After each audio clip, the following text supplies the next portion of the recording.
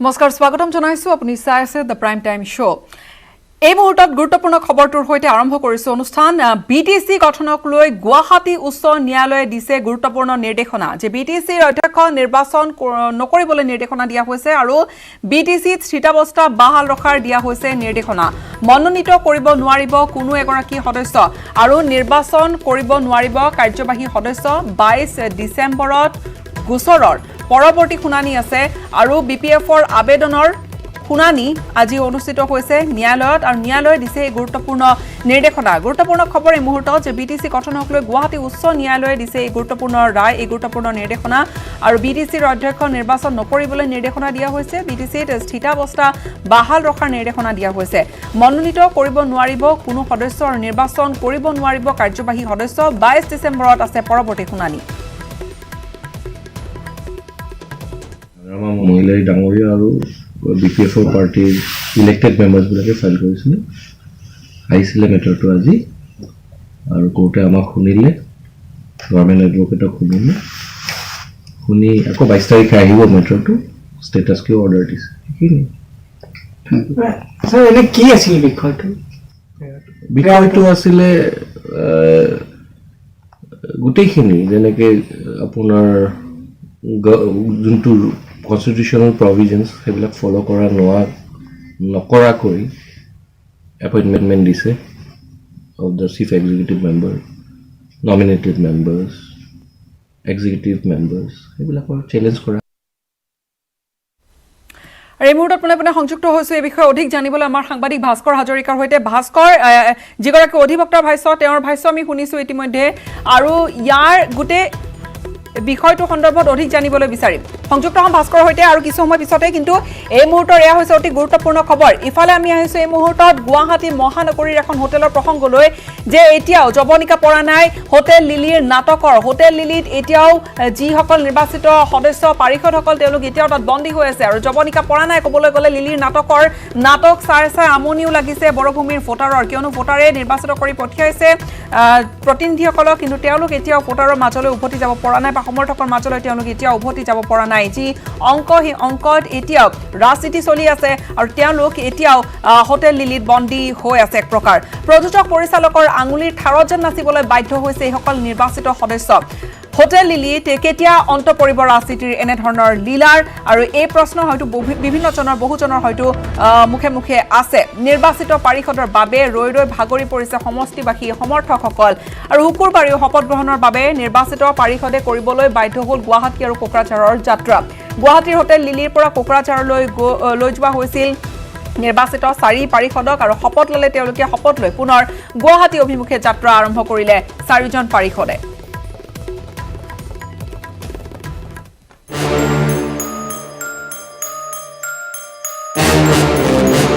জবনিকা পৰা নাই নাটকৰ নাম লিলিত ৰাজনীতিৰ লীলা প্ৰযোজক বিজেপি ইউপিপিএল জিএছপি নাটক একেখনি নাটক চাই আমনিও লাগিছে বৰভূমিৰ ভোটাৰৰ কিন্তু এতিয়াও বাকী আছে কেইবাটাও নাট্য মুহূৰ্ত এটা বৰ্ষৰ বাবে থিয়েটাৰত চুক্তিবদ্ধ হোৱাৰ দৰেই অভিনয় কৰি গৈছে এওঁলোকে কাৰণ হাতত শাসনৰ বাগজৰি থাকিলেও এওঁলোক এতিয়া পৰিণত হৈছে ৰাজনীতিৰ পুতলা প্ৰযোজক পৰিচালকৰ আঙুলিৰ ঠাৰত নাচিবলৈ বাধ্য এওঁলোক শুকুৰবাৰে মঞ্চস্থ হ'ল লিলি ৰাজনীতি লীলাৰ আন এটা নাট্য মুহূৰ্ত কাৰ্যবাহী সদস্যৰূপে শপত লোৱাৰ বাবে গুৱাহাটীৰ হোটেল লিলিৰ পৰা কোকৰাঝাৰলৈ লৈ যোৱা হ'ল নিৰ্বাচিত 4 পাৰিষদক নামনি অসম আয়ুক্ত ৰাজেশ প্ৰসাদে শপত বাক্য পাঠ কৰোৱাই 4 পাৰিষদক আজি নতুনকৈ আমাৰ 4জন এক্সিকিউটিভ মেম্বাৰ শপত গ্ৰহণ লৈছে আৰু প্ৰটেম স্পিকাৰ আজি শপত গ্ৰহণ হৈ গ'ল আমাৰ যি গভৰ্ণমেণ্টত যিখিনি ইএম লাগে অলমষ্ট শপত গ্ৰহণ কৰিলে আৰু কিছুমান ইএমৰ পদ আমাৰ খালী আছে এইখিনি আমি লাহেকৈ 3টা দলে মিলি পেলাই আলোচনা কৰি আমি আমাৰ MCLA সকলৰ মাজত বিতৰণ কৰিম শপত লৈ পুনৰ গুৱাহাটী অভিমুখে যাত্ৰা 4জন পাৰিষদৰ ইফালে বৰ্তমানলৈ সফলভাৱে মঞ্চস্থ হৈ থকা লিলিত ৰাজনীতিৰ লীলাক ফ্লপ নাটকত পৰিণত কৰিবলৈ সুযোগৰ অপেক্ষাত হাগ্ৰামা মহিলাৰী। হোটেল লিলিৰ দুৱাৰত টোকৰ পৰিছে BPFৰ এজেণ্টৰ, কিন্তু হোটেলত কটকটীয়া নিৰাপত্তাৰ বাবেই পিছ পৰি থাকিবলগীয়া হৈছে হাগ্ৰামা মহিলাৰী। নিৰ্বাচিত 4-5জন পাৰিষদক নিজৰ দলত চুক্তিবদ্ধ কৰাব পাৰিলেই ছুপাৰহিট হ'ব হাগ্ৰামাৰ নাটক। কিন্তু এই সুযোগ দিয়াৰ আশা নাই লিলিত ৰাজনীতিৰ লীলাৰ মুখ্য পৰিচালকৰ ভূমিকাত থকা মন্ত্ৰী হিমন্ত বিশ্ব শৰ্মাই। বৰ্তমানেও নাটকৰ সহ পৰিচালকৰ দায়িত্ব সুচাৰুৰূপে পালন কৰি আছে মন্ত্ৰী পীযুষ হাজৰিকা আৰু জয়ন্ত মল্ল বৰুৱাই। হোটেলত ইতিমধ্যে বন্দিত্বৰ 6টা দিন পাৰ কৰিলে BTCৰ নৱনিৰ্বাচিত পাৰিষদসকলে। কেতিয়া নিৰ্বাচিত পাৰিষদসকলে BTCলৈ যাব পাৰিব তাৰো নাই কোনো নিশ্চয়তা। ৰাইজে নিৰ্বাচন কৰিলেও নিৰ্বাচিত এইকেইজন পাৰিষদৰ মুক্ত বিচৰণৰ ভৱিষ্যত নিৰ্ভৰ কৰিছে বৰ্তমানৰ ৰাজনীতিৰ কুটকৌশলৰ ওপৰতহে। কেমেৰা পাৰ্চন মনোজৰ সহযোগত বলেন ভট্টাচাৰ্য আৰু কোকৰাঝাৰৰ পৰা শান্তিগিৰি নাৰ্জাৰীৰ report, News 18 Asom North East. পৰৱৰ্তী প্ৰসংগলৈ আহিছো। নিৰ্বাচনৰ পূৰ্বে কংগ্ৰেছত এতিয়া পদত্যাগৰ ধুমুহা এজাক বলিছে। কংগ্ৰেছত এই ধুমুহাই যথেষ্ট ক্ষতি কৰিছে দলটোক, আৰু নিৰ্বাচনৰ প্ৰাক মুহূৰ্তত বিৰোধী দল কংগ্ৰেছত এই ধৰণৰ ধুমুহাই কিন্তু যথেষ্ট ৰাজনৈতিক মহলত প্ৰতিক্ৰিয়াৰ সৃষ্টি কৰিছে। কংগ্ৰেছী শিবিৰলৈ খহনীয়া আনি এতিয়া গেৰুৱা বসন পিন্ধিবলৈ সাজু হৈছে বহুকেইগৰাকী শীৰ্ষ নেতা। বিজেপিলৈ স্বাগতম জনোৱা হৈছে অজন্তা নেওগ, ৰজলিনা তিৰ্কী, ৰাজদীপ গোৱালাক। ইফালে আজমলৰে একেখন বেনাৰৰ বেদনা কেনেকৈ সহ্য কৰিব অজন্তাই, এই ধৰণৰ মন্তব্য আহিছে বিজেপি নেতাৰ ফালৰ পৰা। স্বাভিমানী সকলো অসমীয়া বিজেপিলৈ আহিব বুলি মন্তব্য কৰিলে বিধায়ক মৃণাল শইকীয়াই। আনকি দেৱব্ৰত শইকীয়া বিজেপিলৈ আহিলেও আচৰিত হ'বলগীয়া একো নাই বুলিও ক'লে বিধায়কগৰাকীয়ে। অসম জাতীয় পৰিষদ বিজেপিৰ বাবে কোনো ফেক্টৰ নহয় বুলিও তেওঁ লগতে ক'লে। কিন্তু কংগ্ৰেছত বলা এইজাক ধুমুহাই, যি খবৰ আমি কালি প্ৰথমবাৰৰ বাবে আপোনালোকলৈ আনিছিলোঁ যে শেহতীয়াকৈ অজন্তা নেওগে মুখ্যমন্ত্ৰীৰ সৈতে চাহমেলত মিলিত হৈছে আৰু তেওঁ হয়তো অতি শীঘ্ৰেই গেৰুৱা বসন পিন্ধিবলৈ সাজু হৈছে। তাৰ সেই খবৰটোৰ পিছতে এতিয়া বিজেপি নেতাৰ এই সন্দৰ্ভত প্ৰতিক্ৰিয়া আহিছে, আৰু বিজেপি নেতাৰ মুখত আন বহুকেইগৰাকী কংগ্ৰেছ নেতাৰ নামো শুনা গৈছে, যিসকলে বিজেপি নেতাৰ মতে গেৰুৱা বসন পিন্ধিবলৈ সাজু হৈছে। প্ৰথমে চাওক এই প্ৰতিবেদন। মুখ্যমন্ত্ৰীৰ ঘৰত অজন্তাৰ চাহমেল, লগত হিমন্ত বিশ্ব পীযুষ। জল্পনা কল্পনাৰ অৱসান ঘটাই অৱশেষত গেৰুৱা বসন পিন্ধাটো নিশ্চিত কৰিলে অজন্তা নেওগে। তৰুণ গগৈৰ বিয়োগৰ পাছত সাময়িকভাৱে তাপ মৰা বিষয়টোৱে লাভ কৰিছে বিপুল চৰ্চা। নাযাওঁকৈ বিজেপিলৈ যাবলৈ ওলোৱা অজন্তাৰ দৰেই হাত এৰি পদুমলৈ যোৱাৰ তালিকাত নাম আছে সৰুপথাৰৰ বিধায়িকা ৰজলিনা তিৰ্কী, লক্ষীপুৰৰ বিধায়ক ৰাজদীপ গোৱালাৰ। দুলীয়াজানৰ বিধায়ক তেৰজ গোৱালাই তালিকাত সংযোজিত কৰিলে আন 4 কংগ্ৰেছী নেতাৰ নাম। দুৰ্গা ভূমিজ, কমলাক্ষ দে পুৰকায়স্থ, ৰকিবুল হুছেইন, ৰেকিবুদ্দিন আহমেদ। আমি গম পাওঁ মতে আমাৰ ডুমডুমাৰ বিধায়ক দুৰ্গা ভূমিজ ডাঙৰীয়াৰ যোগাযোগ চলি আছে বুলি গম পাওঁ। আমাৰ ৰূপজ্যোতি কুৰ্মীৰো চলি আছে, কমলাক্ষ দে পুৰকায়স্থৰো চলি আছে। বিভিন্ন প্ৰচাৰ মাধ্যমৰ যোগেদি গম পাইছোঁ যে আমাৰ ৰেকিবুদ্দিন আহমেদ, ৰকিবুল হুছেইনৰো অহাৰ সম্ভাৱনা আছে। তেওঁলোকো অহাৰ পিছত আমি স্বাভাৱিকতে আহিলেতো আদৰণি জনাবই লাগিব, কাৰণ যিসকল আলহী আহিব বিচাৰে বা আমাৰ পৰিয়ালত যোগদান দিব বিচাৰে, আমিতো গৃহস্থ হিচাপে আমি সকলোকে আদৰণি জনাম। বিজেপিলৈ সকলোকে স্বাগতম জনাই খুমটাইৰ বিধায়ক মৃণাল শইকীয়াই দিলে আন এক চমক। মৃণাল শইকীয়াৰ মতে বিজেপিমুখী হ'ব পাৰে প্ৰাক্তন মুখ্যমন্ত্ৰী হিতেশ্বৰ শইকীয়াৰ পুত্ৰ তথা বিৰোধী দলপতি দেৱব্ৰত শইকীয়াও। আহিব পাৰে, এইটো একো ডাঙৰ কথা নহয়। আৰু সকলোৱে যিসকলে আমাৰ আইডিঅলজিটো গ্ৰহণ কৰি পেলাই আমাৰ দললৈ আহে তেওঁলোকলৈ মই স্বাগতম জনাইছোঁ। কংগ্ৰেছৰ নেতা বা বিধায়ক বিধায়িকাই কংগ্ৰেছত থকাটো অসম্ভৱ হৈ পৰিছে। কিয়নো কল্পনা কৰি চাওক যে কাইলৈ নিৰ্বাচন আহিছে, নিৰ্বাচনত এফালে অজন্তা নেওগ ডাঙৰীয়ানীৰ ফটো, এফালে বদৰুদ্দিন আজমলৰ ফটো। সেইটো কোনো আচলতে আত্মসন্মানবোধ থকা ব্যক্তিয়ে তেনেকুৱা এখন পোষ্টাৰ লৈ ৰাইজৰ আগলৈ আগবাঢ়ি যাব। নাও বুঢ়াৰ পাছত টিঙৰ পৰা নামিব খোজা নাই ৰিপুণ বৰাই। 10গৰাকী অজন্তা বিজেপিলৈ গ'লেও কংগ্ৰেছৰ ক্ষতি নহয় বুলি মন্তব্য প্ৰদেশ কংগ্ৰেছৰ সভাপতিগৰাকীৰ। ৰিপুণৰ অভিযোগ, পোনপটীয়া স্বামীৰ আদৰ্শক বিসৰ্জন দি কংগ্ৰেছক বিশ্বাসঘাতকতা কৰিছে অজন্তা নেওগে। আমি কোনো ধৰণৰ আশা কৰা নাছিলোঁ আৰু এইটো দেখকৈ তেওঁ আদৰ্শগতভাৱে যদি কংগ্ৰেছত থাকিলেহেঁতেন তেওঁ কেতিয়াও নগ'লেহেঁতেন। কংগ্ৰেছৰ আদৰ্শৰ কাৰণে তেওঁৰ স্বামীক উগ্ৰপন্থীয়ে গুলীয়াই মাৰিছিলে, তেওঁৰ স্বামীয়ে কম্প্ৰমাইজ কৰা নাছিলে। এনেকুৱা অজন্তা নেওগ এগৰাকী নালাগে 10 গৰাকী গ'লেও সাময়িকভাৱে আমি মনত দুখ পাম, আমাৰ সতীৰ্থ এজন বেলেগ পাৰ্টিলৈ এৰি গৈছে, কিন্তু কংগ্ৰেছৰ কোনো ক্ষতি নাই। ৰিপুণৰ সুৰতে সুৰ মিলালে পূব গোৱালপাৰা সমষ্টিৰ কংগ্ৰেছী বিধায়ক আব্দুল কালাম ৰছিদ আলমেও। যদি বিজেপিলৈ যায় আমাৰ কংগ্ৰেছৰ তেনেকুৱা প্ৰভাৱ একো নপৰে, ক্ষতিও একো নহয়। বাইদেউৰ সেনেকুৱা প্ৰভাৱ গোটেই অসমত নাই, সমষ্টি ভিত্তিত আছিল তেওঁৰ প্ৰভাৱ, এইটো সঁচা। ইমানৰ পাছতো অজন্তা কংগ্ৰেছতে থাকিব বুলি আত্মবিশ্বাসী নেওগৰ ঘনিষ্ঠ বিধায়ক জাকিৰ হুছেইন চিকদাৰৰ। অজন্তা নেওগৰ নাম বিজেপিত যাব বুলি কেৱল এইবাৰেই নহয়, বহুত আগৰ পৰাই চৰ্চা চলি আছে। গতিকে এইবাৰো যিহেতু এই কথাটো উত্থাপন হৈছে, আমাৰ এতিয়াও বিশ্বাস যে বাইদেউ কংগ্ৰেছ দলত আছিল, আছে আৰু থাকিব। আনফালে দল বাগৰাৰ খবৰ ওলোৱাৰ পাছতে সমষ্টিত আধাৰশিলাৰ ৰাজনীতি আৰম্ভ কৰিছে বিধায়িকা ৰজলিনা তিৰ্কীয়ে। ৰজলিনাৰ বাবে অপ্ৰাসংগিক দলৰ প্ৰসংগ। দল মত নিৰ্বিশেষে ৰজলিনাই বিচাৰে উন্নয়ন। মই বিধায়িকা হিচাপে জয়যুক্ত হৈ আহি মোৰ কাম কি? মই ৰাইজৰ সেৱা কৰিবলৈ আহিছোঁ। এই বিজেপি গমন, কালি বোলে ক'ৰবাত সোমালোঁ, এবাৰ কয় বিজেপি যাওঁ, এবাৰ কয় এজিপি যাওঁ, আৰু কোনোবা দল বাকী আছে যদি ক'ব মোকো, মই জানিলে ভাল পাম। কিন্তু এইটো সময়ত মই ভাবিছোঁ যে মোৰ কাম যিটো আছে সেইটো মই কৰি আছোঁ। 4 দিন পূৰ্বে মন্ত্ৰী ভৱেশ কলিতাৰ সৈতে গোপন বৈঠকত মিলিত হোৱা ৰজলিনাৰ শেহতীয়া মন্তব্যই দিছে বিপৰীত ইংগিত। প্ৰশ্ন হয়, নিমিলা অংকৰ বাবে ইতিমধ্যে বিজেপি গমনৰ দুৱাৰ বন্ধ হৈছে নেকি ৰজলিনা তিৰ্কীৰ? সেয়া যিয়ে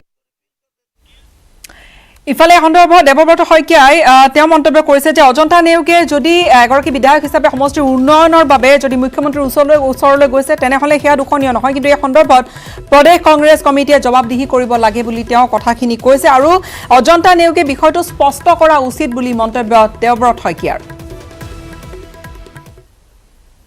বাইদেউৰ যোৱাকালি যিটো সৰ্বানন্দ সোণোৱাল ডাঙৰীয়াক লগ ধৰিবলৈ গৈছে, এইটো মই ক'বলৈ গ'লে এজন বিধায়ক হিচাপে দায়িত্ব থাকে। তেখেতে যদি বিধায়ক হিচাপে সমষ্টি উন্নয়নৰ কামত গৈছে তেতিয়াহ'লে সি নিশ্চয় দুখনীয় নহয়। সেই গতিকে এই কথাখিনি প্ৰদেশ কংগ্ৰেছৰ ফালৰ পৰা বাইদেউক জবাবদিহি কৰিব লাগে যে আপুনি যোৱাৰ কাৰণে আপুনি দলটোকে এৰি থৈ গুচি যাব বুলি ওলাইছে, আপুনি স্পষ্ট কৰক। আৰু তেখেতে স্পষ্ট কৰা উচিত, কাৰণ যোৱা সময়ছোৱাত তেখেতৰ কেতবোৰ মানে ব্যক্তিগত ক্ৰিয়াকৰ্মই দলৰ বহু কৰ্মীক অস্বস্তিত পেলাইছে। সেই গতিকে বাইদেৱে যদি দলত থাকে, দলে তেখেতে নিশ্চয় দলৰ 2001 চনৰ পৰা তেখেতে বিধায়ক হোৱাৰ লগে লগে, বিধায়িকা হোৱাৰ লগে লগে মন্ত্ৰীপদৰ আসন পাইছে। সেই গতিকে দলে তেখেতক দিছে। আৰু এতিয়া ৰূপজ্যোতি কৰ্মী মোতকৈ ছিনিয়ৰ, তেওঁ 2006 চনতে বোধকৈ তেওঁ নিৰ্বাচিত হৈ আহিছে। তেখেতে কিন্তু দলৰ পৰা তেনেকৈ সেই সুযোগ নাই পোৱা মন্ত্ৰী হোৱাৰ। সেই গতিকে বাইদেৱে স্থিতি স্পষ্ট কৰা উচিত। অজন্তা নেওগে স্থিতি স্পষ্ট কৰা উচিত বুলি বিৰোধী দলৰ দলপতিগৰাকীয়ে এই ধৰণে স্পষ্ট কৰি মন্তব্য কৰিছে। আৰু এই মুহূৰ্তত ফোনযোগে সংযুক্ত হৈছে আমাৰ জ্যেষ্ঠ সাংবাদিক বিপুল বৰ্মনৰ সৈতে। বিপুল বৰ্মন, কংগ্ৰেছত এক প্ৰকাৰ ধুমুহা বলিছে। হয়, বৰ্তমান সময়ত কাৰণ বিধানসভা নিৰ্বাচনলৈ যথেষ্ট কম সময় আছে, আৰু তেনে ক্ষেত্ৰতে এতিয়া যি ধৰণে এই অজন্তা নেওগ, ইয়াৰ আগতে ৰাজদীপ গোৱালাৰ নামটো ডক্টৰ হিমন্ত বিশ্ব শৰ্মাই নিজে কৈছিলে যে কিছুদিন পিছত ৰাজদীপ গোৱালাই বিজেপি দলত যোগদান কৰিব। গতিকে ইয়াৰ আগতে ৰাজদীপ গোৱালাকো বহিষ্কাৰ কৰিছিলে তেওঁ লখিমপুৰ বিধানসভা সমষ্টিৰ বিধায়ক, আৰু তাৰপিছতে প্ৰাক্তন বিধায়িকা ৰুবিনাথকো বহিষ্কাৰ কৰিছিলে। আৰু তাৰপিছত এতিয়া অজন্তা নেওগে যেতিয়া যোৱাকালিৰ দিনটোত বৃহস্পতিবাৰে আমি দেখিছিলো সন্ধিয়া মুখ্যমন্ত্ৰী সৰ্বানন্দ সোণোৱালৰ বাসগৃহলৈ গৈ চাহ মেলত অংশ লৈছিলে। গতিকে স্বাভাৱিকতে এতিয়া স্থিতি স্পষ্ট কৰিবলৈ অনুৰোধ জনাইছে বা স্থিতি স্পষ্ট কৰাৰ কাৰণে কৈছে দেৱব্ৰত শইকীয়া বা ৰিপুণ বৰাই। কিন্তু সমান্তৰালভাৱে যদি জাকিৰ হুছেইন চিকদাৰে কৈছে যে এতিয়াও তেখেতে যিটো অজন্তা নেওগে যাব বুলি নাভাবে বুলি কৈছে। গতিকে কিছু সময়ৰ প্ৰয়োজন হ'ব, কাৰণ কিয় অজন্তা নেওগে এতিয়ালৈকে তেওঁ মুখ খোলা নাই। কাৰণ যেতিয়া প্ৰয়াত তৰুণ গগৈ শ্ৰদ্ধাঞ্জলি জনোৱাৰ সময়ত তেতিয়া আমি আমি অজন্তা নেওগক দেখিছিলো আৰু সেই সময়তো অৱশ্যে তেওঁ নাহহেঁতেন তেতিয়াহ'লে ক'ব পৰা গ'লহেঁতেন যে অজন্তা নেওগে আচলতে কংগ্ৰেছক বেয়া পাইছে বা বিজেপিলৈ যোৱাৰ আৰু যাবলৈ এটা কুচকাৱাজ চলাইছে কিন্তু সেই মুহূৰ্তত আমি তেখেতক দেখিছিলো আৰু এতিয়া অজন্তা নেওগে যাব ওলাইছে আৰু যিটো আজি এনেধৰণৰ যিসকল বিজেপি যিসকল বিধায়ক মৃণাল শইকীয়া বা ডক্টৰ নোমল মমিন তেখেতসকলে এটা কথা কৈছে যে অকল এতিয়া অজন্তা নেওগে নহয় ইয়াৰ পিছত দুৰ্গা ভূমিজ বা ৰূপজ্যোতি কুৰ্মী বা অন্যান্য ৰাজদীপ গোৱালা এইসকল বিধায়ক ৰেকিবুদ্দিনৰ নামো কৈছে ৰকিবুলৰ নামো কৈছে তেওঁ সকলেও যোগদান কৰিব তেওঁলোকৰ যোগাযোগ চলাই আছে বুলি কৈছে গতিকে এতিয়া এই বিধানসভা নিৰ্বাচনৰ আগমুহূৰ্তত যিহেতু এতিয়া ছমাহো বাকী নাই গতিকে এতিয়া দল বাগৰিলে যিহেতু তেওঁলোকৰ বিধায়ক পদ খাৰিজ নহয় তাৰ সুবৰ্ণ সুযোগ লৈ ইতিমধ্যে আমি দেখিছো যে ইমানুৱেল মুছাহাৰীয়ে BPF-ৰ পৰা ত্যাগ কৰি বিজেপিত যোগদান কৰিছে তেওঁৰ বিধায়ক পদ খাৰিজ হোৱা নাই আৰু সমান্তৰালভাৱে অসম গণ পৰিষদৰ প্ৰবীন্দ্ৰনাথ ডেকাই তেওঁ অসম গণ পৰিষদ ত্যাগ কৰি অসম জাতীয় পৰিষদত যোগদান কৰিছে গতিকে তেওঁৰো বিধায়ক পদ খাৰিজ হোৱা নাই গতিকে এতিয়া অজন্তা নেওগ যে তালৈ গ'লেও বা অন্যান্য যিসকলৰ নাম বিজেপিয়ে কৈছে তেওঁলোক গ'লেও আচলতে তেওঁলোকৰ বিধায়ক পদ খাৰিজ নহয় তাৰ সুবৰ্ণ সুযোগ লৈছে কিন্তু এতিয়া তেওঁলোকে যে অজন্তা নেওগে যদি যায় তেতিয়াহ'লে কোনো ধৰণৰ ক্ষতি নহয় বুলি কৈছে কংগ্ৰেছৰ কিন্তু ক্ষতি হোৱা নোহোৱা এইটো পিছৰ কথা কিন্তু এই মুহূৰ্তত জাতীয় কংগ্ৰেছ দলটোৱে যোৱা 15 বছৰ যি ধৰণে শাসন কৰিছিলে তাৰপিছত এনেকুৱা এটা অৱস্থা দেখা পাই আছে তৃণমূলৰ তেওঁলোকৰ কৰ্মীসকল হতাশ হৈছে আৰু আন এটা চামে কিন্তু গীতাশ্ৰী ক'বলৈ বিচাৰিছে যে যদিও এইসকল লোকে এনেধৰণে দল ত্যাগ কৰিছে তথাপিও কংগ্ৰেছ দুৰ্বল নহয় তেওঁলোকে উদাহৰণ দিব বিচাৰিছে যে 2001 যেতিয়া অসম গণ পৰিষদ চৰকাৰ অসমত শক্তিশালী ৰূপত চলি আছিল তেতিয়া কংগ্ৰেছ বহুটা বিভক্ত আছিল বুলি কৈছিলে তেওঁলোকে কৈছিলে যে কংগ্ৰেছ শৰৎ সিংহ কংগ্ৰেছ বেলেগ আছিলে কেশৱ গগৈ কংগ্ৰেছ বেলেগ আছিলে তৰুণ গগৈ কংগ্ৰেছ বেলেগ আছিলে আৰু তেতিয়া তাৰ পিছতো তেওঁলোকে একগোট হৈ 2021 15 বছৰৰ কাৰণে চৰকাৰ কৰিছিলে গতিকে তেনেধৰণে এটা পক্ষই মত পোষণ কৰিছে অৰ্থাৎ বিভিন্ন জনৰ বিভিন্ন মন কিন্তু এই মুহূৰ্তত যিহেতু কংগ্ৰেছ আৰু AIUDFৰ মিত্ৰতা প্ৰসংগটো বাৰম্বাৰ উত্থাপন হৈ আহিছে এই কংগ্ৰেছৰ যি এই ধুমুহা বলিছে কংগ্ৰেছত পদত্যাগৰ ধুমুহা ইয়াৰ পিছত এতিয়া বদৰুদ্দিন আজমলে এই সন্দৰ্ভত প্ৰতিক্ৰিয়া ব্যক্ত কৰিছে সেয়া বিপুল বৰ্মন সেয়া আমি দৰ্শক শুনাবলৈ বিচাৰিম কি ক'লে বদৰুদ্দিন আজমলে এটা কথা স্পষ্ট কৰিছে যে নেতৃত্বই নিয়ন্ত্ৰণ কৰক কংগ্ৰেছক কংগ্ৰেছে এইটো মেইনটেইন কৰিব লাগে কণ্ট্ৰল কৰিব লাগে এইটো ডাঙৰ এটা ডেমেজ হৈ আছে আৰু ইমান পুৰাণা মানুহ ইহঁত যদি যায় তো দলৰ বহুত ক্ষতি হ'ব সেইটোৰ কাৰণে মই কংগ্ৰেছৰ নেতাসকলক আহ্বান জনাই আছোঁ বোলে আপোনালোকে যিমান কৰিব পাৰে এই ডেমেজটো কণ্ট্ৰল কৰক আৰু মানুহ যাব নালাগে গ'লে আমাৰ দলৰ ক্ষতি আপোনালোকৰ মিত্ৰতা ছাৰ এনে কিমান চলি আছে মিত্ৰতাৰ কাৰণে তেওঁলোকে দল ত্যাগ কৰিবলগীয়া হৈ আছে কি নাই এইটো আগৰ পৰাই আপোনাৰ জানে তাত থেকে 10 দিন 12 দিনৰ পৰা নিউজ আহি আছে আৰু বেছি দিনৰ পৰা যে অজন্তা নিউজ চাব প্ৰগ্ৰামটো আগৰ আছিল এতিয়াই মেটেৰিয়েলাইজ হৈছে ছাৰ এটা লাষ্ট মই আজিকালি এই মুডত নহয় মই ডক্টৰ হিমন্ত বিশ্ব শৰ্মা চাহাবৰ আমি ৰিপ্লাই দিব লাগে মই বিচাৰোঁ চব কথাৰ মই ৰিপ্লাই দিব নালাগে তেখেত কি কৰি আছে তেখেতে বুজি আছে তেখেত কি কৰি আছে তেখেতে বুজি আছে তেখেত কি কৰিব অহা দিনত এইটোও তেখেতে বুজি আছে আৰু ওপৰলৈ আল্লাহ ভগৱানে বুজি আছে আৰু আমি বুজাৰ কৰাৰ চেষ্টাই কৰিম 21ৰ ফলাফল হয়তো ভাল হ'ব আপোনালোকৰ মতলব সিহঁতে 35 পাব আমি 65 পাম তাৰ মানে আগত হ'লো আগত 100+ কৈছিল 35 নামিছে তো 65 যদি মানুহ আৰু যদি 35 মানুহ 65 নামিলে মতলব তেখেতে মানি নিছে যে আমি হাৰিম বদৰুদ্দিন আজমলৰ মন্তব্য যে ডেমেজ হৈছে সেয়া নিয়ন্ত্ৰণ কৰক কংগ্ৰেছৰ শীৰ্ষ নেতৃত্ব ইফালে আজমলৰে একেখন বেনাৰৰ বেদনা কেনেকৈ সহ্য কৰিব অজন্তাই স্বাভিমানী সকলো অসমীয়া বিজেপিলৈ আহিব বুলি মন্তব্য কৰিছে বা দাবী কৰিছে এক প্ৰকাৰ বিজেপি নেতা বিধায়ক মৃণাল শইকীয়াই বিপুল বৰ্মন বদৰুদ্দিন আজমলৰ এটা ভাষ্য নিশ্চয়কৈ শুনিলে আৰু তাৰ লগতে আজি বিধায়ক ৰূপজ্যোতি কুৰ্মীও এটা কথা মন্তব্য কৰিছে যে AIUDF লগত নহলেও হ'ব 2021ৰ নিৰ্বাচনলৈ অৰ্থাৎ কথাখিনি এনেকুৱা হ'ল নেকি যে AIUDFৰ সৈতে মিত্ৰতা কৰাৰ বাবে যথেষ্টখিনি নেতা অকণমান ক্ষুভিত হৈ পৰিছে এই প্ৰসংগটো টানি আনিব পাৰি নেকি স্বাভাৱিকতে পাৰি কাৰণ কিয় যদি আমি 126টা সমষ্টিৰ ভিতৰত কওঁ তেতিয়াহ'লে AIUDFৰ লগত যদি কংগ্ৰেছৰ মিত্ৰতা হয় তেতিয়া নামনি অসমৰ যিবোৰ চিট আছে যিবোৰ চিটত আমাৰ গুৱাহাটী চিটখিনি বাদ দি বা নলবাৰী সদৰ সমষ্টিৰ চিটটো বাদ দি বাকী যিবোৰ সমষ্টি আছে সেই সমষ্টিবিলাকত সংখ্যালঘু অধ্যুষিত সমষ্টি অধিকাংশই গতিকে আৰু তাৰোপৰি বৰাক উপত্যকাটো 15টা সমষ্টিৰ ভিতৰত 13টা হ'ল সংখ্যালঘু ভোটাৰে ডিচাইড কৰে গতিকে এই সমষ্টিখিনিত হয়তো কংগ্ৰেছ আৰু AIUDFৰ লাভ হ'ব কিন্তু কংগ্ৰেছ AIUDFৰ যিটো মহাজোঁটৰ কথা কৈছে তেওঁলোকে তাতে এই দুইটা দলৰ থকাৰ কথা কৈছে তেতিয়াহ'লে কিন্তু আমি যদি চাওঁ যে নৰ্থ বেংকত যদি আমি একদম মাজবাটৰ পৰা দলগাঁও চিটটো আৰু মঙলদৈ চিটটো বাদ দিলোঁ, দলগাঁও পাৰ হৈ যোৱাৰ পিছতে যিটো মাজবাট চিট আছে বা ওদালগুৰি, তাৰ পৰা যদি হিচাপ কৰি একেবাৰে আপুনি জোনাইলৈকে তাত মাত্ৰ নাওখনক বাদ দি বাকী কোনো ধৰণৰ চিটত জিকাৰ সম্ভাৱনা নাই। আৰু তাৰোপৰি এই যদি কংগ্ৰেছ ARDF এলায়েন্সে উজনি অসমত মুখ ঠেকাচা কৰাৰ সম্ভাৱনা আছে বা এইটো সহজভাৱে ল'ব পৰা নাই। কাৰণ আজমলৰ কথাটো যদিও আগৰ মন্ত্ৰীসভাত যদিও নজৰুল ইছলাম মন্ত্ৰী আছিলে, সংখ্যালঘু ৰকিবুল হুছেইন মন্ত্ৰী আছিলে, নুৰজামাল চৰকাৰ মন্ত্ৰী আছিলে, অসম গণ পৰিষদৰ দিনত নুৰুল হুছেইন আছিলে, মজিদুল ইছলাম বৰা আছিলে, সংখ্যালঘু মন্ত্ৰীসকল আছিলে, কিন্তু আজমলক এনেকুৱা এটা চেহেৰা বনাই দিয়া হৈছে, গতিকে আজমলক সহজভাৱে ল'ব নোৱাৰে। আজমলৰ ফটোখন থাকিলে নিশ্চয়কৈ উজনিত এইসকল নেতা অজন্তা নেওগে হওক, ৰূপজ্যোতি কুৰ্মীয়ে হওক, সুশান্ত বুঢ়াগোহাঁয়ে হওক বা তেওঁলোকৰ কংগ্ৰেছৰ যি দুৰ্গা ভূমিজ বা অন্যান্য যিসকল আছে তেওঁলোকৰ জিকাৰ কিছু কষ্ট হ'ব পাৰে বা তেওঁলোকৰ ক্ষেত্ৰত এটা বিপৰীত ঢৌ এটা আহিব পাৰে বুলি তেওঁলোকে আশংকা প্ৰকাশ কৰি বাৰে বাৰে তেওঁলোকে কৈ আছে। ক'বলৈ গ'লে বিপুল বৰ্মনজী ইয়াৰ প্ৰভাৱো নিশ্চিত ৰূপত থাকিব পাৰে। ধন্যবাদ জ্ঞাপন কৰিছোঁ, আপুনি এই বিষয়ে আমাক অধিক জনালে। আৰু ইফালে ৰূপজ্যোতি কুৰ্মীৰ কথা, বিধায়ক মৰিয়নিৰ বিধায়কগৰাকীৰ কথা যিহেতু ওলাইছে, ৰূপজ্যোতি কুৰ্মীয়ে এটা কথা স্পষ্ট কৰিছে যে BTC নিৰ্বাচনত আচলতে কিহৰ বাবে পৰাজয় হৈছিল, AIUDFৰ মিত্ৰতাৰ বাবে BTC নিৰ্বাচনত কংগ্ৰেছে পৰাজয় বা মুখ ঠেকেচা খাবলগীয়া হৈছিল বুলি এক প্ৰকাৰ স্পষ্ট কৰি দিছে সাংবাদিকৰ আগত ৰূপজ্যোতি কুৰ্মীয়ে। আৰু AIUDFৰ বাহিৰে অৰ্থাৎ AIUDFক লগত নোলোৱাকৈ অন্য দলৰ সৈতে মিত্ৰতা কৰিও কংগ্ৰেছে 2021ত আগবাঢ়িব পাৰিব বুলিও মন্তব্য কৰিছে ৰূপজ্যোতি কুৰ্মীয়ে। মিত্ৰতা প্ৰসংগ আপুনি সুধিছে, মই এইটো স্পষ্ট পুনৰ কৈছোঁ যে আমাৰ এটা শিক্ষা পাব লাগে বা চুটুকা পাব লাগে। আমি কংগ্ৰেছে আমি পালোঁ,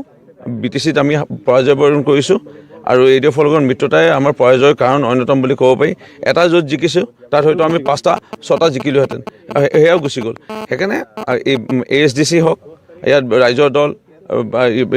AGP জাতীয় পৰিষদ, বহু এনেকৈ CPI CPM দলসমূহ আছে, তেওঁলোকৰ গণভিত্তি আছে, BPF দল আছে। BPF দলৰ লগত আমি যদি হাত মিলাওঁ নিশ্চয় আমাৰ 21 চনত আমি চৰকাৰ বনাব পাৰিম। নেতৃত্ব সলনি হোৱাটো স্বাভাৱিক আৰু হ'বই লাগিব আৰু আমি তাৰ কাৰণে দাবী জনাই আহিছোঁ। আৰু অন্যথা আৰু এইখিনিতে সময় হৈছে এটা চমু বাণিজ্যিক বিৰতিৰ। পিছত পুনৰ স্বাগতম জনাইছোঁ। BTC গঠনক লৈ গুৱাহাটী উচ্চ ন্যায়ালয়ৰ আজি গুৰুত্বপূৰ্ণ নিৰ্দেশনা যে BTCৰ অধ্যক্ষ নিৰ্বাচন নকৰিবলৈ নিৰ্দেশনা দিয়া হৈছে আৰু BTCত স্থিতাৱস্থা বাহাল ৰখাৰ নিৰ্দেশনা দিয়া হৈছে। মনোনীত কৰিব নোৱাৰিব কোনো সদস্য আৰু নিৰ্বাচন কৰিব নোৱাৰিব কাৰ্যবাহী সদস্য। 22 ডিচেম্বৰৰ গোচৰৰ পৰৱৰ্তী শুনানিৰ দিন ধাৰ্য কৰা হৈছে। BPFৰ আবেদনৰ আছিল শুনানি ন্যায়ালয়ত। আৰু এই মুহূৰ্তত সংযুক্ত হৈছে আমাৰ সাংবাদিক ভাস্কৰ হাজৰিকাৰ সৈতে। ভাস্কৰ, নতুন খবৰ কি আছে বা এই গোটেইখিনি ডেভেলপমেণ্ট সম্পৰ্কে অধিক জানিবলৈ বিচাৰিম। চাওক, ইতিমধ্যে সকলোৰে দৃষ্টি নিবদ্ধ আছে হোটেল লিলিত, কাৰণ বিগত 6টা দিন হ'ল ইতিমধ্যে যি BPR যি নৱনিৰ্বাচিত যিখন সদস্য বা যিখন কাৰ্যবাহী বিষয়া তেওঁলোকে ইতিমধ্যে দায়িত্বভাৰ গ্ৰহণ কৰিলে। কিন্তু তাৰ পাছতো দেখিবলৈ পোৱা গৈছিল আজি পৰ্যন্ত তেওঁলোকক ইয়াত আচলতে ৰখোৱা হৈছে। এতিয়াও কটকটীয়া নিৰাপত্তা বেষ্টনীৰ মাজত বহুকেইজন যি BPR নৱনিৰ্বাচিত যি সদস্য, লগতে বহুকেইজন EMক ইতিমধ্যে ইয়াত ৰখোৱা হৈছে। কিন্তু গুৰুত্বপূৰ্ণ বিষয়টো হৈছে যিহেতু আজি গুৱাহাটী উচ্চ ন্যায়ালয়ে স্থগিতাদেশ প্ৰেৰণ কৰিছে, গতিকে 22 ডিচেম্বৰত পৰৱৰ্তী শুনানি হ'ব। অৰ্থাৎ সেই পৰ্যায়লৈ কোনো ধৰণৰ নতুন যি EM বা নতুন সদস্য তেওঁলোকে নিযুক্তি দিব নোৱাৰিব। আৰু নতুন নৱনিৰ্বাচনৰ যিখন কমিটি ইতিমধ্যে বা যিখন BTR গঠন হ'ল, যিখন BTR কমিটি গঠন হ'ল, সেইখনে কিন্তু নতুনকৈ তেওঁলোকে কোনো ধৰণৰ কাম কাজ তেওঁলোকে যিখন পৰৱৰ্তী যি পদক্ষেপ বা যিকোনো ধৰণৰ কাম কাজ তেওঁলোকে আগবাঢ়িব নোৱাৰিব। এই ক্ষেত্ৰত গুৱাহাটী উচ্চ ন্যায়ালয়ে কঠোৰ নিৰ্দেশনা প্ৰেৰণ কৰিছে। মই সামগ্ৰিক পৰিৱেশ কিছু দেখুৱাবলৈ চেষ্টা কৰিম, কাৰণ ইতিমধ্যে দেখিবলৈ পোৱা গৈছে সকলোৰে দৃষ্টি এই মুহূৰ্তত নিবদ্ধ আছে হোটেল লিলিত। কাৰণ আকৌ কৈছোঁ যে 6টা দিন হ'ল, বিগত 6টা দিনেই ইয়াত তেওঁলোকক আবদ্ধ কৰি ৰখা হৈছে। যিসকল নৱনিৰ্বাচিত সদস্য আছে তেওঁলোকক আনকি পৰিয়ালৰ সৈতেও বিগত 6টা দিনে তেওঁলোকে যোগাযোগ কৰিব পৰা নাই। তেওঁলোকে যি বিজয়ী হোৱাৰ যি আনন্দ, সেই আনন্দ তেওঁলোকে উপভোগ কৰিব পৰা নাই। কিন্তু বিশেষকৈ এই সময়ত যেতিয়া বিভিন্ন মহলত সৰ্বত্ৰে যেতিয়া চৰ্চা হৈছিলে, সেই সময়ত কিন্তু প্ৰমোদ বড়ো ডাঙৰে এটা গুৰুত্বপূৰ্ণ মন্তব্য কৈছিল। তেওঁ এটা কথা কৈছিল স্পষ্টভাৱে যে তেওঁলোকে যিহেতু নতুনকৈ দায়িত্বভাৰ গ্ৰহণ কৰিছে, তেনে ক্ষেত্ৰত তেওঁলোকে যি ৰণনীতি বা তেওঁলোকে পৰৱৰ্তী সময়ত কেনেদৰে BTRক আগুৱাই নিব সেই সম্পৰ্কে আলোচনা কৰিবৰ বাবে হেনো তেওঁলোকে যিসমূহ পৰিষদীয় যিসমূহ আলোচনা কৰিবলৈ হয়তো এদিন দুদিনৰ প্ৰয়োজন হ'ব পাৰে, কিন্তু এই ধৰণৰ আলোচনা কৰিবলৈ এটা 6টা দিন ইতিমধ্যে পাৰ হওঁ আৰু তাৰ লগতে যিহেতু তেওঁলোকে সমৰ্থকসকলৰ ওচৰলৈ তেওঁলোক যাব পৰা নাই ভাস্কৰ, বা তেওঁলোক যিসকল সমষ্টিবাসী সেই সমষ্টিবাসীৰ ওচৰলৈ তেওঁলোক যাব পৰা নাই। নিৰ্বাচিত হৈ আহিছে কিন্তু তাৰ পিছতো স্বাভাৱিকতে গীতাশ্ৰী যিসকল সমষ্টিবাসী আছে য'ৰ পৰা আচলতে প্ৰতিনিধিত্ব কৰিছিল এইসমূহ সদস্যই তেওঁলোক কিন্তু সমষ্টিবাসী যথেষ্ট দুখিত কাৰণ 6টা দিন হ'ল কাৰণ প্ৰমোদপুৰ ডাঙৰীয়া যিমানে নকৰক কিয় যে তেওঁলোকে আলোচনাৰ বাবে সেই এনেদৰে ইয়াত তেওঁলোকে আছে কিন্তু আলোচনাৰ বাবে যদি তেওঁলোকে ইয়াত আছে এনেদৰে হয়তো আবদ্ধ কৰি ৰখাটো প্ৰয়োজন নাছিলে আৰু বিগত 6টা দিন হয়তো আলোচনাৰ বাবে প্ৰয়োজন নহয় কাৰণ বিগত 6টা দিন ইতিমধ্যে অতিক্ৰম কৰিলে আৰু কটকটীয়া নিৰাপত্তাৰ বেষ্টনীৰ মাজত ৰখাৰ উদ্দেশ্য আচলতে সকলোৱে স্পষ্ট কাৰণ ইতিমধ্যে সকলোৱে জানে যিহেতু হাগ্ৰামা মহিলা ডাঙৰীয়া BPF ইতিমধ্যে এই যিসমূহ নৱনিৰ্বাচিত যি সদস্যক তেওঁলোকক ক্ৰয় কৰাৰ আচলতে তেওঁলোকে যি ব্যৱস্থা গ্ৰহণ কৰিছে বা তেওঁলোকে প্ৰচেষ্টা চলাই আছে তেনে ক্ষেত্ৰত ভয়ত আচলতে এনেদৰে যি সদস্যসমূহ যিখন নৱনিৰ্বাচিত সদস্য আছে তেওঁলোকক ইয়াত ৰখোৱা হৈছে বা তেওঁলোকক ইয়াত এনেদৰে কটকটীয়া নিৰাপত্তা বেষ্টনীৰ মাজত ৰখোৱা হৈছে আৰু আকৌ মই কৈছোঁ যিহেতু যি সমষ্টিবাসীৰ মাজত যি ধৰণৰ আনন্দ উৎসাহ তেওঁলোকে আচলতে পালন কৰিব লাগিছিল জয়ী হোৱাৰ পিছত যে তেওঁলোকে যি আনন্দ উপভোগ কৰিব লাগিছিলে সেয়া কিন্তু এইসকল নৱনিৰ্বাচিত সদস্য সম্পূৰ্ণভাৱে বঞ্চিত হৈছে তাৰ বিপৰীতে কিন্তু এনেদৰে হোটেলৰ কোঠাত তেওঁলোকে আবদ্ধ হৈ থাকিব লগা হৈছে যিটো আটাইতকৈ আচলতে এই ৰাজনীতিত দুখিত বিষয় বা দুখৰ বিষয় বুলি ক'ব লাগিব হয়তো প্ৰথমবাৰৰ বাবে এনেদৰে যি BTR যি নিৰ্বাচন সেই নিৰ্বাচন সমাপ্তৰ পাছত যিসকল জয়ী হ'ল সেই জয়ী হোৱা সদস্যসকলে সমষ্টিবাসীৰ লগত আনন্দ উৎসাহ বা পৰিয়ালৰ লগত এই সময় তেওঁলোকে অতিবাহিত কৰাৰ বিপৰীতে তেওঁলোকে এনেদৰে হোটেলৰ কোঠাত আবদ্ধ হৈ থাকিব লগা হৈছে কাৰণ এতিয়াও কিন্তু নিশ্চিত নহয় যে তেওঁলোকে কিমান দিন এনেদৰে হোটেলৰ কোঠাত আবদ্ধ হৈ থাকিব লাগিব সেয়া কিন্তু এই মুহূৰ্তলৈ কোনো ধৰণৰ সিদ্ধান্ত হোৱা নাই কাৰণ বিজেপিৰ শীৰ্ষ নেতৃত্বৰ ইংগিতৰ বা তেওঁলোকে শীৰ্ষ নেতৃত্বৰ যি ধৰণৰ ইংগিত দিব বা তেওঁলোকে যি ধৰণৰ প্ৰস্তাৱ গ্ৰহণ কৰিব তেওঁলোকৰ উত্তৰৰ পাছতহে তেওঁলোকে সিদ্ধান্ত হ'ব যে তেওঁলোকে কেতিয়া এই হোটেল লিলি এৰিব পাৰিব সেই কথা এক প্ৰকাৰ স্পষ্ট হৈ আছে কিয়নো ইতিমধ্যে প্ৰায় 6টা দিন ধৰি তেওঁলোক এই ধৰণে থাকিবলগীয়া হৈছে ভাস্কৰ ধন্যবাদ জ্ঞাপন কৰিছোঁ সেয়া হোটেল লিলিৰ তাত পৰিৱেশ দেখুৱালে আমাৰ সাংবাদিক ভাস্কৰে আৰু লগতে তাত জানিব পৰা মতে ৰাজ্যিক বিজেপিৰ শীৰ্ষ নেতৃত্বৰ মন্ত্ৰীৰ তাত সঘন আহ-যাহ চলি আছে আৰু তেওঁলোকে বৈঠকত মিলিত এতিয়াও হৈ আছে কিন্তু দুৰ্ভাগ্যৰ কথা নিৰ্বাচিত সদস্যসকলৰ বাবে যে তেওঁলোক এতিয়াও নিজৰ সমষ্টিবাসীৰ ওচৰলৈ বা তেওঁলোকে এতিয়া সমষ্টিবাসীৰ মুখ দেখা নাই সমষ্টিৰ মুখ দেখা নাই আৰু তেওঁলোকে এতিয়াও নিজৰ সমৰ্থকসকলৰ ওচৰলৈ যাবলৈ পৰা নাই আৰু অধিক খবৰ থাকিব এটা বিৰতিৰ পিছত 100+ আসন লৈ 2021ত বিজেপিয়ে দখল কৰিব দিছপুৰ ইয়াৰ বাবে বিজেপিয়ে সাজু কৰিছে ব্লুপ্ৰিণ্টটো বিজেপিৰ 100+ বা 100+ৰ যি ব্লুপ্ৰিণ্ট সেই ব্লুপ্ৰিণ্টৰ অংশ হিচাপে কিন্তু পাখি কটা যাব পাৰে এডজন বিধায়কৰ আৰু এই কথাও ভিতৰি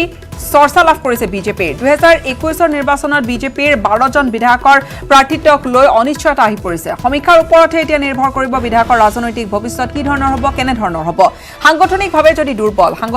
দুৰ্বল আৰু জয় লাভৰ সম্ভাৱনা ক্ষীণ থকা বিজেপিৰ কোন নেতা বিধায়কৰ বাৰু তেওঁলোকৰ হয়তো বিপদ আহিব পাৰে আগবঢ়াইছে প্ৰতিবেদন ৰিপৰ্ট কাৰ্ড ভালনে যদি বেয়া টিকট হেৰুৱাব বিজেপিত নাই চিটিং গেটিং ফৰ্মুলা ৰাজ্যত বিজেপিৰ প্ৰভাৰী বৈজয়ন্ত পাণ্ডাৰ এই বিস্ফোৰক ভাষ্যৰ পিছত সভাপতি ৰঞ্জিত দাসৰ ঘোষণা বিধায়ক হলেই নাপাব টিকট সমীক্ষাৰ ওপৰত নিৰ্ভৰ কৰিব বিজেপিৰ টিকট সার্ভে কি আসে আমরা দেখি না টিকিট কেউ দিতে পারবে না রাজ্যিক সভাপতি টিকিট দিতে পারবে না চিফ মিনিস্টার দিতে পারবে না নেডার কনভেনার দিতে পারবে টিকিট একমাত্র দিতে পারবে সার্ভে দিতে পারবে সার্ভে যদি একটা নাম আসে যার নামে আসুক না কেন ও বিধায়ক হোক কি না হোক পূর্ব বিধায়ক হোক কি না ওনারে নাম আসবে ওনারে আগামী দিনে আমাদের পার্টি দুগৰাকী দিগ্গজ নেতাৰ এই ভাষ্যৰ পিছত বিজেপিৰ ভিতৰ চৰাত তোলপাৰ লাগিছে কাৰণ দুইগৰাকী নেতাৰ বক্তব্যই প্ৰমাণ কৰিছে কৰ্মদক্ষতা আৰু সাধাৰণ জনতাৰ মতামতৰ ওপৰত ভিত্তি কৰি লোকসভা নিৰ্বাচনত বিজেপিয়ে গ্ৰহণ কৰা নীতিয়েই অসম বিধানসভা নিৰ্বাচনতো প্ৰযোজ্য কৰিব সেয়ে হলে অধ্যক্ষ 30% বিধায়কৰ টিকট কৰ্তন হ'ব বিজেপিৰ যদি বিজেপিয়ে এই নীতিকে লৈ আগবাঢ়ে তেন্তে কোন বিধায়কৰ টিকট কৰ্তনৰ সম্ভাৱনা কোনে নাপাব পাৰে বিধানসভা নিৰ্বাচনৰ টিকট ৰাজ্যিক বিজেপিৰ আভ্যন্তৰীণ সমীক্ষা আৰু দলীয় সূত্ৰই প্ৰকাশ কৰা অনুসৰি বিধানসভা নিৰ্বাচনত প্ৰায় 1 ডজন বিধায়কে নাপাব পাৰে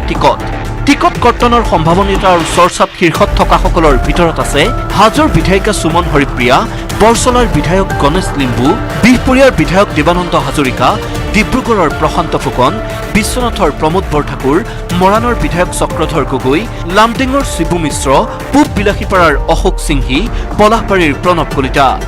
এই 1 ডজন বিধায়কৰ টিকট কৰ্তনৰ সম্ভাৱনা প্ৰবল এওঁলোক আছে বিজেপিৰ ৰাজ্যিক আৰু ৰাষ্ট্ৰীয় নেতৃত্বৰ ৰাডাৰত বিজেপিৰ শীৰ্ষ নেতৃত্বই দিছপুৰ পুনৰ দখলৰ বাবে লোৱা এই কৌশলী নীতিক সমৰ্থন বিজেপিৰ একাংশ বিধায়কৰ যোনে জিকিব পাৰিব যোনে ভাল কাম কৰিছে তেখেতসকলৰ কাৰণে এই ছিটবিলাক দিয়া হ'ব আৰু তাত জয়ৰ সম্ভাৱনা থকা প্ৰাৰ্থীয়ে টিকেট পাব। তেখেতসকলৰ এইটো এটা ক্লিয়াৰ কাট সকলোকে বুজাই দিছে আৰু যিসকলে ভালকৈ কাম কৰিছে চিন্তা কৰাৰ প্ৰয়োজন নাই আৰু যিসকলে কাম নাই কৰা ডেফিনেটলি দলে বুলি নহয় ৰাইজে প্ৰত্যাখ্যান কৰিব তেখেতসকলক। টিকট পালে প্ৰত্যেক বছৰে যে পাব সেইটোতো নহয়, নহ'লেতো সদায় বিধায়কসকল একে হৈয়ে থাকিলেহেঁতেন। সেইটোতো 5 বছৰৰ মূৰে মূৰে দলীয় সেইটো নেতৃত্বৰ সেইটো সিদ্ধান্ত থাকে যে কিছু লোকক আঁতৰাই কিছু নতুন লোকক। কিন্তু প্ৰশ্নটো হ'ল বিজেপিৰ এই নীতি সকলো সময়তে সফল হ'বনে? টিকট লাভ নকৰা বিধায়কসকলক বিজেপিয়ে কেনেদৰে সন্তুষ্ট কৰিব?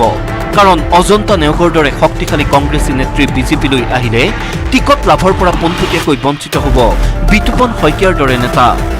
যদি নিষ্ঠাবান এইসকল নেতা আৰু টিকট বঞ্চিত বিধায়কে বিদ্ৰোহ কৰে তেন্তে সেই বিদ্ৰোহক বিজেপিয়ে মষিমূৰ কেনেদৰে কৰিব তাৰ ওপৰতে নিৰ্ভৰ বিজেপিৰ 100+ সফলতা। কেমেৰাত প্ৰভাত সিঙৰ সহযোগত ৰাজু বৰুৱাৰ report, News 18 Asom North East. আৰু 15খন আসনৰ ভিতৰত বৰাকৰ আসন কেইখনৰ ভিতৰত 12খন আসনত এতিয়া চকু ভাৰতীয় জনতা পাৰ্টিৰ। 15খনৰ ভিতৰত 12খন আসন দখলৰ লক্ষ্যৰে 10 দিনীয়া কাৰ্যসূচীৰে বৰাক ভ্ৰমণত এতিয়া ৰঞ্জিত দাস। কৰিমগঞ্জত দুদিনীয়াকৈ আয়োজিত হোৱা ৰাজ্যিক অভিৱৰ্তনতে ব্লু প্ৰিণ্ট ৰচনা কৰাৰ সংকল্পও লৈছে ৰাজ্যিক বিজেপিৰ সভাপতিগৰাকীয়ে।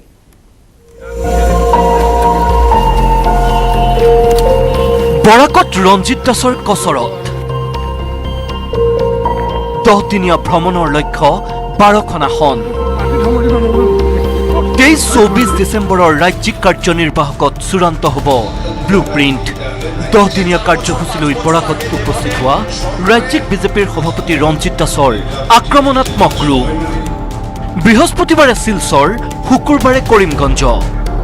পুৱাই বুজ ল'লে 23 আৰু 24 ডিচেম্বৰত কৰিমগঞ্জত অনুষ্ঠিত হ'ব লগা ৰাজ্যিক কাৰ্যনিৰ্বাহকৰ প্ৰস্তুতি পৰ্বৰ। 100খন নহয় 103খন আসন দখলৰ লক্ষ্য বিজেপিৰ। AUDFৰে মৃত্যতাৰ পাছত কংগ্ৰেছৰ দুৰ্গত মুখ্যম আঘাত হনাৰ হুংকাৰ ৰঞ্জিত দাসৰ। টাৰ্গেট প্ৰাক্তন মুখ্যমন্ত্ৰী তৰুণ গগৈৰ তিতাবৰ, বিৰোধী দলপতি দেৱব্ৰত শইকীয়াৰ নাজিৰা,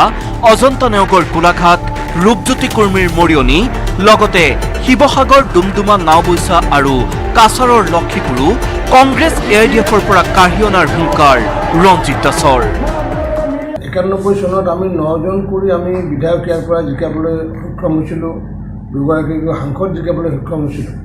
গতিকে সেই বৰাক ভেলীৰে যিহেতু শিলচৰত কেইবাটাও কাৰ্যক্ৰম হৈছে, আমাৰ কৰিমগঞ্জত তেনেকুৱা কাৰ্যক্ৰম হোৱা নাছিলে, গতিকে সেইকাৰণে আমি কৰিমগঞ্জত আমি এই অনুষ্ঠান ৰাখিছোঁ অহা 23 আৰু 24 তাৰিখে। সোনাই মডেলৰ আৰ্হিত এইবাৰ সংখ্যালঘু অধ্যুষিত অঞ্চলত খোপনি পুতিব বিজেপিয়ে। সোনাই সমষ্টিৰ দৰেই কৰিমগঞ্জ আৰু হাইলাকান্দিৰ সংখ্যালঘু বসতি প্ৰধান 7টা সমষ্টিত নিশ্চিতভাৱে জিকিব বুলি ঘোষণা কৰিলে ৰাজ্যিক বিজেপিৰ সভাপতিগৰাকীয়ে। আমরা সারা আসামে চিন্তা করছি সোনাই মডেল। সোনাই মডেলকে নিয়ে আমরা আগামী দিনে 7 জন করে মাইনরিটি মানুষকে আমরা ভারতীয় জনতা পার্টির MLA নেওয়ার ব্যবস্থা করছি। আর টিকিট নতুন পুরনো এরা আমরা দেখবো না, 7টা করে সার্ভে হবে। আমাদের রাষ্ট্রীয় সমিতি চিন্তা করে সার্ভে করবে, আমরা রাষ্ট্রীয় সমিতি রাজ্যিক সমিতি একটা সার্ভে করবো। 60টি সার্ভের উপরে যার 1 নম্বর স্থানে থাকবে ওনারা টিকিট পাবে। বিজেপিৰ ৰাজ্যিক প্ৰভাৰী বৈজয়ন্ত পাণ্ডা, সহ প্ৰভাৰী পৱন শৰ্মা, মুখ্যমন্ত্ৰী সৰ্বানন্দ সোণোৱাল, হিমন্ত বিশ্ব শৰ্মাকে ধৰি দলৰ 400 কৰ্মকৰ্তাই অংশ ল'ব কৰিমগঞ্জৰ ৰাজ্যিক কাৰ্যনিৰ্বাহকত। বিজেপি কৰ্মীৰ ঘৰে ঘৰে আশ্ৰয় লৈ 400 কৰ্মকৰ্তাই ৰচনা কৰিব বৰাকত 15খনৰ ভিতৰত 12ৰ পৰা 13খন আসন দখলৰ লক্ষ্য। এই অধিৱেশনত আমাৰ মাননীয় ৰাষ্ট্ৰীয় উপসভাপতি তথা আমাৰ অসমৰ তত্ত্বাৱধায়ক বৈজয়ন্ত পাণ্ডা ডাঙৰীয়া, সহপ্ৰভাৰী পৱন শৰ্মা ডাঙৰীয়া, মাননীয় মুখ্যমন্ত্ৰী সৰ্বানন্দ সোণোৱাল ডাঙৰীয়া, নেডাৰ কনভেনৰ ডক্টৰ হিমন্ত বিশ্ব শৰ্মা ডাঙৰীয়াৰ লগতে প্ৰায় 400 প্ৰতিনিধি ইয়াতে উপস্থিত হ'ব। অজন্তা নেওগৰ লগতে ৰজনীলা তিৰ্কীৰ বিজেপি গমন প্ৰায় নিশ্চিত হোৱাৰ পাছত অধিক আত্মবিশ্বাসী হৈ উঠা ৰঞ্জিত দাসে এতিয়া সলসলাই গাব পৰা হৈছে 103টা সমষ্টিৰ নাম। শিলচৰৰ পৰা অনিৰুদ্ধ লস্কৰ আৰু কৰিমগঞ্জৰ পৰা গৌৰীশ নন্দীৰ report, News 18 Asom North East. আৰু এইখিনিতে পুনৰ সময় হৈছে এটা বিৰতিৰ। শেষ হোৱা নাই দেশৰ ভিতৰতে সৰ্ববৃহৎ সুৰা ট্ৰেজেডিৰ বিষাদগ্ৰস্ত সেই ছবি এটাৰ পিছত এটা নতুনকৈ উদ্ঘাটন হৈছে সুৰা ট্ৰেজেডিৰ নতুন বিষাদ ভৰা দৃশ্য এইবাৰৰ দৃশ্যই পুনৰবাৰ মন হেমেকাই তুলিব সকলোৰে চিকিৎসাৰ অভাৱতে মৃত্যুৰ সৈতে যুঁজি অৱশেষত প্ৰাণ বিসৰ্জন দিলে এটি নিথৰুৱা কণমানিয়ে সুৰা ট্ৰেজেডিয়ে পিতৃ-মাতৃক কাঢ়ি নিছিল কণমানিটিৰ অভিযোগ উঠিছে যে বোকাখাটৰ এখন আশ্ৰমৰ বিৰুদ্ধে আৰু কণমানিজনীক পোহপালৰ দায়িত্ব লৈ গোপনে এৰি থৈ গৈছিল নিজ গাঁৱত শেষ হোৱা নাই দেশৰ সৰ্ববৃহৎ সুৰা ট্ৰেজেডিৰ ট্ৰেজিক কাহিনী সুৰা সেৱন কৰি পিতৃ-মাতৃক হেৰুৱাৰ পাছত অন্য এক হৃদয় বিদাৰক ঘটনাই শোকাহত কৰিছে অঞ্চলবাসীক নিজৰ নামত 4 লাখকৈ টকা জমা থকাৰ পাছতো ধন মোকলাব নোৱাৰি বিনা চিকিৎসাত মৃত্যু হয় এগৰাকী কিশোৰী ঘটনাটো গোলাঘাট জিলাৰ হালমৰা চাহ বাগিচাৰ বাগিচাখনৰ সোনিয়া গোৱালা নামৰ 16 বছৰীয়া কিশোৰীগৰাকীৰ মৃত্যুত শোকৰ ছাঁ পৰে বাগিচাখনত দুখৰ বিষয় এই যে আমি খাৰা হৈ আছোঁ এই ভেটিটোৰে 3টা সন্তান থাকি গ'ল তেখেতলোকৰ ককায়েক আৰু মাক ঢুকালে মাইনু গোৱালা তেখেতলোকৰ 3টি সন্তানৰ ভিতৰত এজনী ছোৱালী আছিলে 12-13 বছৰীয়া আজি যাৰ কাৰণে আজি এই ছোৱালীজনী লোকৰ ঘৰে ঘৰে থাকিছিলে বেমাৰত পৰিলে অৱশেষত আজি মৃত্যু হ'ল সুৰা ট্ৰেজেডিৰ ঘটনা সংঘটিত হৈছিল গোলাঘাট আৰু যোৰহাট জিলাত ইয়াৰে গোলাঘাটৰ হালমাৰা চাহ বাগিচাত এই বিষাক্ত চুলাইমতে প্ৰাণ লৈছিল সৰ্বাধিক লোকৰ বাগিচাখনৰ অজিত গোৱালা তেওঁৰ পত্নীৰ লগতে মৃত্যু হৈছিল জ্যেষ্ঠ পুত্ৰৰ ইহ সংসাৰত থাকি গৈছিল 3টা সন্তান নিথৰুৱা সন্তানকেইটাৰ ভিতৰৰে সোনিয়া গোৱালা আৰু ফজনু গোৱালাক বোকাখাটৰ এখন আশ্ৰমে পোহপালৰ দায়িত্ব লৈছিল বোকাখাটৰ আশ্ৰমখনত প্ৰায় 6 মাহ থকাৰ পাছতে 2 সন্তানক কোনেও নজনাকৈ এদিন এৰি থৈ গৈছিল আশ্ৰমৰ বিষয়ববীয়াই চিলুং দিয়া আনিলো আৰু কি হ'ল যোৰহাট পঠিয়াই এতিয়া বেংকত গ'লো তো বেংকত কৈছে যে ডিএসপিৰ চাইন লাগে হেৰি ডিচিৰ চাইন লাগে তো আমি ভেৰি মানুহে ক'ত নোমাবলৈ দিম আমি পইচাটোকে বিচাৰিছোঁ ঘৰ চৰ বনাবল আছে ইয়া আৰু ভণ্টিটো মৰি গ'ল এই ইয়াতে আনি পেলাই এৰি দিলে আৰু কোনে এৰিলে এই মানুহকেইটা নামটো ইমানটো নাজানো ছেক্ৰেটাৰী এৰি থৈ গ'ল ইয়াৰ পাছতেই পুনৰ দিশহাৰা হৈ পৰে দুৰ্ভগীয়া পৰিয়ালটোৰ সন্তানকেইটা ঘৰৰ ভেটি থকাৰ পিছতো থাকিবৰ বাবে নাই এখন ঘৰ দিনটো অনাই বনাই ঘূৰি নিশা কটাইছিল বিভিন্নজনৰ বাসগৃহৰ বাৰান্দাত এই দুৰ্ভগীয়া পৰিয়ালটোৰে সোনিয়া গোৱালা শেহতীয়াকৈ অসুস্থ হৈ পৰে অৰ্থৰ অভাৱত উপযুক্ত চিকিৎসাৰ অভাৱত মৃত্যু হয় কিশোৰীগৰাকীৰ উল্লেখযোগ্য যে চৰকাৰে পৰিয়ালৰ 2জনৰ মৃত্যু হোৱাৰ বাবে 2 লাখকৈ মুঠ 4 লাখ টকা আৰ্থিক সাহায্য আগবঢ়াইছিল ধন জমা থকাৰ পাছতো বহুবাৰ বেংক কৰ্তৃপক্ষ আৰু বিভিন্নজনৰ সহায় বিচাৰি লাভ নকৰিলে টকা অৱশেষত বিনা চিকিৎসাই নিয়তিৰ ওচৰত হাৰ মানিলে সোনিয়া গোৱালাই 2টা ল'ৰা আছে আৰু এতিয়া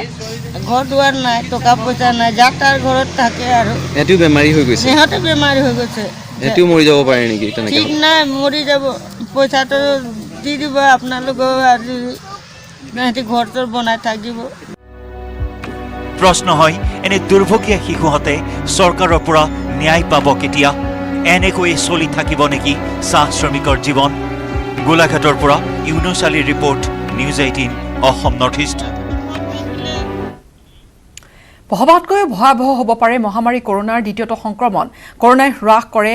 দেহৰ ৰোগ প্ৰতিৰোধী ক্ষমতা আৰু যাৰ বাবে এই হয়তো অধিক ভয়ানক পৰিস্থিতিৰ উদ্ভৱ হ'ব পাৰে দ্বিতীয়বাৰৰ বাবে যদি কোনোবা কৰোনাত আক্ৰান্ত হয় তেনেহলে সুগম নহয় কিন্তু সেই পথ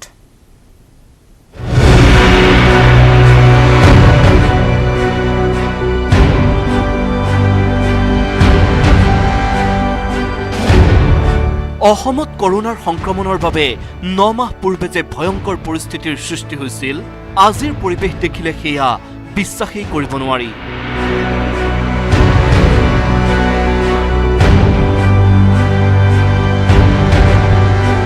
লকডাউন আৰক্ষীৰ কঠোৰতা নিশাৰ সান্ধ্য আইন আদিৰ পাছত 9 মাহৰ মূৰত এক প্ৰকাৰ স্বাভাৱিক অৱস্থা ঘূৰি আহিছে অসমলৈ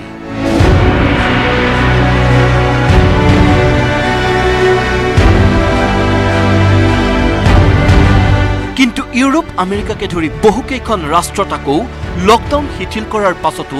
দ্বিতীয় সংক্ৰমণে ভয়াৱহ ৰূপ লৈছে ভাৰতৰ দিল্লীতো অনুৰূপ অৱস্থাৰ সৃষ্টি হৈছে দ্বিতীয় সংক্ৰমণ সন্দৰ্ভত কেতবোৰ বিশেষ জানিবলগীয়া কথা হ'ল ৰোগ প্ৰতিৰোধী ক্ষমতাও হাৰ মানে কৰোনাৰ আগত দ্বিতীয় সংক্ৰমণৰ সময়ত ই অধিক ভয়াৱহ ৰূপ লয় সাৱধানতাই ইয়াৰ একমাত্ৰ প্ৰতিৰোধৰ বাবে টিকাকৰণহে অধিক ফলপ্ৰসূ দ্বিতীয় সংক্ৰমণৰ ক্ষেত্ৰত আন এক উদ্বেগজনক কথাটো হ'ল প্ৰথম সংক্ৰমণৰ কেইবা সপ্তাহ বা মাহৰ পাছত পুনৰ সংক্ৰমণ হ'ব পাৰে যিকোনো বয়সৰ লোকেই আক্ৰান্ত হ'ব পাৰে দ্বিতীয়বাৰলৈ নিউজ 18 নেটৱৰ্কে তথ্য বিশ্লেষণ কৰি দেখুৱাইছে যে লকডাউন বা পূৰ্বৰ বাধ্যবাধকতা নোহোৱা হ'লেও দ্বিতীয় সংক্ৰমণ প্ৰতিৰোধৰ স্বাৰ্থতেই কৰোনা প্ৰতিৰোধী নিয়মসমূহ মানি চলাটো অতি প্ৰয়োজন জনতা সচেতন হ'লেহে কৰোনাৰ সংক্ৰমণ প্ৰতিৰোধ সম্ভৱ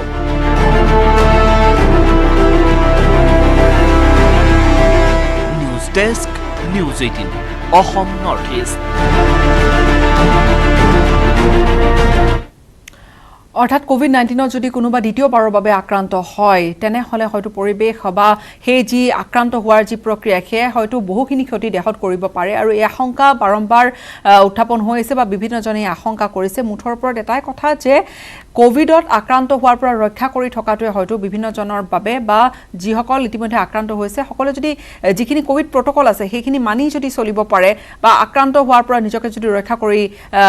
ৰাখিব পাৰে ৰক্ষা কৰি চলাব পাৰে তেনেহলে নিশ্চয়কৈ সেইটোৱে হয়তো এই মুহূৰ্তত আটাইতকৈ গুৰুত্বপূৰ্ণ বিষয় ইয়াৰে সৈতে বিদায় লোৱাৰ সময় হৈছে ধন্যবাদ